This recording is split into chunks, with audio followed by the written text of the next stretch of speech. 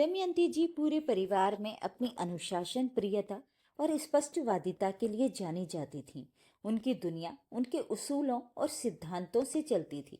घर का हर सदस्य, यहाँ तक कि उनके पति विमल भी, कोई भी बड़ा कदम उठाने से पहले उनकी राय लेते थे। उनका बेटा सौरभ एक आईटी कंपनी में काम करता था।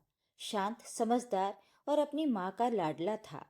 जब सौरभ की शादी मेघा से हुई तो दमयंती जी को लगा था कि एक पढ़ी लिखी आधुनिक बहू घर की रौनक बढ़ाएगी।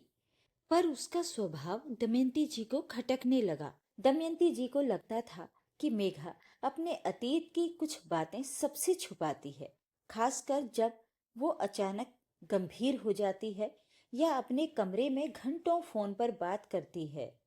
मेघा शुरू से ही सबकी इज्जत करती थी और अपने नए परिवार के साथ घुलने मिलने की पूरी कोशिश कर रही थी। लेकिन दमयंती जी की पैनी निगाहें और प्रश्न उसे हमेशा असहज कर देते थे। एक दोपहर जब घर में सब अपने कामों में व्यस्त थे, मेघा अपने लैपटॉप पर काम कर रही थी। तभी उसे एक ईमेल मिला। तुम्हें मेरी मदद करनी ही होगी, वरना मैं सब कुछ बता दूंगा।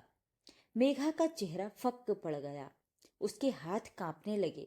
उसने घबराहट में जल्दी से लैपटॉप बंद किया, लेकिन दरवाजे पर खड़ी ननद तानिया ने उसके चेहरे की घबराहट को नोटिस कर लिया।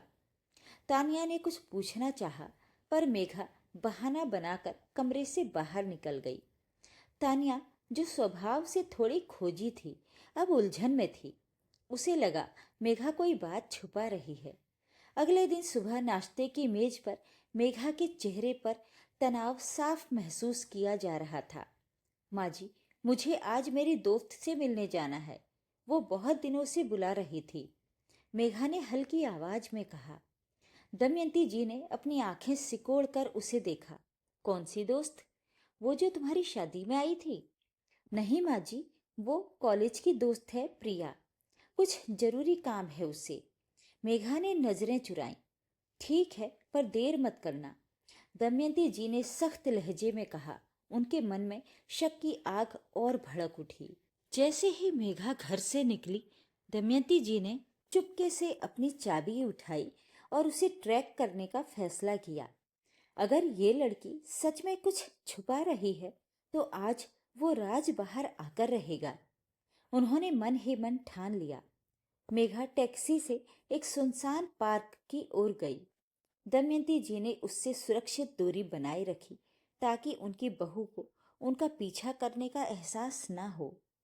पार्क के एक कोने में एक बेंच पर एक कमजोर सा युवक बैठा था। मेघा सीधे उसके पास गई। वे दोनों तनाव में थे और उनके बीच जो बातें हो रही थी वो इतनी धीमी थीं कि बिल्कुल पास में खड़े इंसान को भी न सुनाई दें। अनुराग, तुम यहाँ क्यों आए हो?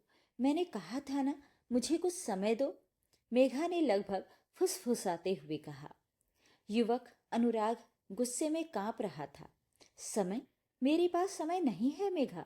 डॉक्टर ने कहा है कि अगर अगले हफ्ते तक मैंने एडवांस जमा नहीं किया तो मेरा इलाज रुक जाएगा। तुम्हें पता है मैं कितना मजबूर हूँ। अगर तुमने मेरी फीस का इंतजाम नहीं किया तो मुझे मजबूरन तुम्हारे ससुराल वालों से मदद मांगनी पड़ेगी और फिर तुम्हारा सच्चा चेहरा सबके सामने आ जाएगा। मेघा की आंखों से आंसू छलक पड़े। प्लीज अनुराग, ऐसा मत करो। मैं तुम्हें धोखा नहीं दे रही हूँ। अगर सौरभ या माँ को ये सच पता चला तो वो मुझे कभी स्वीकार नहीं करेंगे। मेरी शादी टूट जाएगी। वो अपने हाथ जोड़कर लगभग गिड़गिड़ा रही थी। मुझे थोड़ा वक्त दो। झाड़ियों के पीछे से ये सब सुनकर दमयंती जी के पैरों तले जमीन खिसक गई। उनका कलेजा तेजी से धड़कने लगा। ये लड़की कौन है? क्या ये मेरे बेटे को धोखा दे रही है? ये किस तरह का राज है जो इसे इतना डरा रहा है? उनके मन में सैकड़ों सवाल उठ रहे थे। दमयंती जी ने घर लौटकर किसी से कुछ कहा नहीं, पर उनके माथे की सिलवटें और कठोर चुप्पी सब कुछ बयां कर रही थी। दमयंती जी ने घर आकर तानिया को सारी बातें बताईं। रात को तानिया ने चुपके से मेघा के कमरे में जाकर उसका लैपटॉप चेक किया। ईमेल में उसे वही संदेश दिखा जिसे मेघा ने पढ़ा था। साथ ही उसने कुछ पुरानी तस्वीरें भी देखीं जिनमें मेघा और वो अजनबी युवक एक दूसरे के साथ बहुत खुश लग रहे थे। तानिया का दिल तेजी से धड़कने लगा। अब उसके सामने धर्म संकट था। क्या वो अपनी माँ को, जो इतनी कठोर हैं, ये सारी बातें बताए, या अपने सीधे साधे भाई सौरभ को, ताकि वो सच्चाई का पता लगा सके, या फिर खुद ही पूरा सच जानने की कोशिश करे। उसने तीसरा रास्ता चुना।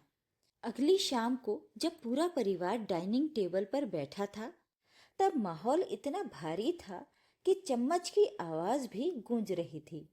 सौरभ अपने नए प्रोजेक्ट की बात बता रहा था, पर उसकी बात पर किसी का ध्यान नहीं था। अचानक दमयंती जी ने अपनी कठोर आवाज में सन्नाटा तोड़ा। मेघा। उन्होंने सीधे मेघा की आंखों में देखते हुए कहा, मैं सीधा सवाल पूछ रही हूँ, कौन है वो लड़का, और क्या है वो राज जो तुम छुपा रही हो? अचानक पूछे गए इस सवाल से घबराकर मेघा के हाथ से पानी का गिलास छूट गया और पानी जमीन पर फैल गया। सौरभ हैरानी से अपनी माँ और पत्नी को देख रहा था। तभी तानिया ने हिम्मत करके कहा, माँ, भैया, मुझे लगता है भाभी जो भी कर रही हैं वो उनकी मजबूरी है। मैंने सुना है वो आदमी पैसों के लिए भाभी को धमकी दे रहा था और भाभी रो रही थी कि सच पता चला तो उनकी शादी टूट जाएगी। वो कोई ब्लैकमेलर जैसा लग रहा था। अब तो सौरभ को गुस्सा आ गया। हैरान होकर बोला, आप सब ये कैसी बातें कर रहे हैं? मुझे कुछ समझ में नहीं आ रहा है। कोई मुझे बताएगा कि आखिर हुआ क्या है? तब दमयंती जी ने एक एक करके सारी बातें सौरभ को बताईं। पार्क में हुई मुलाकात, अनुराग का धमकी देना और मेघा का रोना। सारी बातें सुनकर सौरभ को गुस्सा आ गया। मेघा, ये सब क्या है? तुम किसे पैसे दे रही हो और कौन तुम्हें धमकी दे रहा है? शादी विश्वास पर टिकी होती है मेघा। तुम इतना बड़ा राज हमसे कैसे छुपा सकती हो? और वो लड़का कौन है जिससे तुम छुप छुप कर मिलती हो? मेघा फूट फूट कर रोने लगी। सौरभ, मैं तुम्हें धोखा नहीं दे रही, बस सही वक्त नहीं मिला बताने का। दमयंती जी का गुस्सा सातवें आसमान पर था। उन्होंने मेज पर जोर से हाथ मारा। सही वक्त? एक धमकी देने वाला आदमी हमारे घर के दरवाजे पर आकर हमारी इज्जत मिट्टी में मिला देगा, तब सही वक्त आएगा? मुझे इस लड़की पर अब जरा भी भरोसा नहीं है। माहौल तनाव भरा हो गया। मेघा को रोता हुआ छोड़कर सब उठकर अपने अपने कमरों में चले गए। मेघा अपने कमरे में आई तो देखा सौरभ गुस्से में पैर पटकते हुए अपना तकिया और चादर लेकर बाहर हॉल में सोफे पर लेट गया। रात को लगभग 2 बजे जब घर में पूरी तरह से सन्नाटा छा गया, तब तान्या दबे पांव मेघा के कमरे में गई। मेघा अभी तक सोई नहीं थी। सोती भी कैसे, घर में इतना बड़ा बवाल जो हो गया था। भाभी, प्लीज अब और मत छुपाओ, मुझे सब बताओ। मैं आपकी मदद करना चाहती हूँ। कहीं ऐसा ना हो कि ये राज बाहर आने तक बहुत देर हो जाए। मेघा ने अपनी नम आंखों से तानिया को देखा और कांपते हुए फुसफुसाई, तानिया, वो आदमी, वो मेरा मुंह बोला भाई अनुराग है। तानिया चौंक गई। भाई? लेकिन आपने कभी जिक्र नहीं किया। मेघा ने बताया, सगा नहीं है ना, इसलिए। अनुराग एक गंभीर बीमारी से जूझ रहा है। इलाज बहुत महंगा है और वो कानूनी रूप से मेरा रिश्तेदार नहीं है।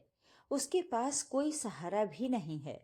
मेरी शादी से ठीक पहले मेरे पिता ने मुझे साफ कह दिया था कि इस रिश्ते की वजह से वो कभी मुझे और इस परिवार को शर्मिंदा नहीं होने देंगे। इसलिए मैंने ये सच छुपाया। मुझे डर था कि आप लोग मुझे गलत समझेंगे। मैं उसे हर महीने कुछ पैसे भेजती थी, पर इस बार उसे ज़्यादा पैसों की ज़रूरत थी और मैंने उसे पैसे भेजने बंद कर दिए, क्योंकि मुझे पता था कि मेरा बजट अब नहीं है। लेकिन उसे इलाज के लिए पैसों की सख्त ज़रूरत थी, इसलिए उसने मुझे इमोशनल ब्लैकमेल करना शुरू कर दिया। सारी सच्चाई जानकर तानिया की आंखों में आंसू आ गए। भाभी, आपको ये सच बताना चाहिए था।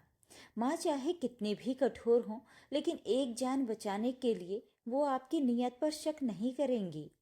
अब आप एक काम कीजिए कि सबको सब कुछ सच सच बता दीजिए, ताकि किसी का विश्वास आप पर से न टूटे। कहकर तानिया ने भाभी को गले लगा लिया और अगले दिन ही मेघा डरते डरते दमयंती जी के कमरे में गई और उसने पूरी कहानी, अनुराग की बीमारी से लेकर अपने पिता के मना करने तक, सच्चे दिल से सास को बता दी। दमयंती जी चुपचाप उसकी आंखों में कुछ खोजने की कोशिश करती रहीं। तुम जाओ, उन्होंने केवल इतना ही कहा। मेघा बाहर निकल आई। आज उसे अपने दिल पर रखा बोझ कुछ हल्का सा महसूस हुआ। अगली सुबह दमयंती जी, सौरभ और तानिया नाश्ते की मेज पर बैठे थे। तभी घर के बाहर से एम्बुलेंस की आवाज आई। दरवाजा खुला और पुलिस के साथ दो लोग एक व्हील चेयर पर बैठे अनुराग को लेकर आए। उसका चेहरा पीला पड़ चुका था। पुलिस अधिकारी ने बताया, मेघा जी, इन्होंने आपका नाम बताया है। इनकी हालत बहुत नाजुक है और इन्हें तुरंत अस्पताल ले जाना होगा। ये हमें रोड पर बेहोश मिले थे। हमें कुछ कागजात पर आपके हस्ताक्षर चाहिए। दमयंती जी हक्की बक्की खड़ी थीं। मेघा रोते हुए आगे बढ़ी और कागजात लेकर सौरभ को थमा दिए। सौरभ ने पहली बार अपनी पत्नी की आंखों में सच्चा डर और प्रेम देखा। उसने कागजात देखे। वे अनुराग के इलाज से संबंधित थे, जिसमें मेघा को उसका एकमात्र देखभाल करने वाला नामित किया गया था। दमयंती जी, जो अभी तक गुस्से में थी, एकदम से नरम पड़ गईं। उन्होंने मेघा के हाथ को पकड़ा। तूने सच छुपाया, ये गलत था, लेकिन एक बीमार भाई की मदद करने की तेरी नीयत गलत नहीं थी। तूने अपने भाई की जान बचाने के लिए अपनी शादी दांव पर लगा दी। फिर उन्होंने सौरभ की तरफ देखा और कहा, सौरभ, रिश्ते विश्वास पर टिके होते हैं, लेकिन इंसानियत उससे भी बड़ी होती है। मेघा का दिल साफ है। वो इस रिश्ते को सिर्फ इसलिए छुपा रही थी क्योंकि अनुराग उसका मुंह बोला भाई है, और मेघा को लगा कि हम इस रिश्ते पर विश्वास नहीं करेंगे। सौरभ ने एक पल भी न गंवाते हुए अपनी पत्नी को गले लगा लिया। मेघा, अब हम मिलकर अनुराग का इलाज करवाएंगे, लेकिन प्लीज वादा करो, अब इस परिवार से कोई बात नहीं छुपाओगी। मेघा ने आंसू पोंछे और हाँ में सिर हिलाया। एम्बुलेंस के सायरन की आवाज दूर जा चुकी थी, लेकिन परिवार के बीच की अविश्वास की दीवार अब हमेशा के लिए टूट चुकी थी। विश्वास और इंसानियत के आगे कड़े उसूलों वाली दमयंती जी का दिल भी पिघल चुका था। दोस्तों, इस कहानी का संदेश यही है कि कुछ परिवारों में कुछ अनसुलझे राज होते हैं, पर अगर उन राजों के पीछे की नीयत सच्ची और नेक हो, तो सच्चा प्यार और विश्वास उन्हें माफ कर देता है। सच्चाई देर सवेर सामने आ ही जाती है, इसलिए बेहतर है कि हम खुद ही ईमानदारी से उसकी रोशनी फैलाएं। दोस्तों, क्या मेघा को छुप छुप कर अनुराग की मदद करनी चाहिए थी, या परिवार को सब कुछ सच सच बता देना चाहिए था? कमेंट करके जरूर बताइएगा। अगर कहानी पसंद आए तो वीडियो को लाइक करें, शेयर करें और चैनल को सब्सक्राइब जरूर करें, ताकि आपको रोज ऐसी ही दिल को छू लेने वाली कहानियां सुनने को मिलती रहें। नमस्कार।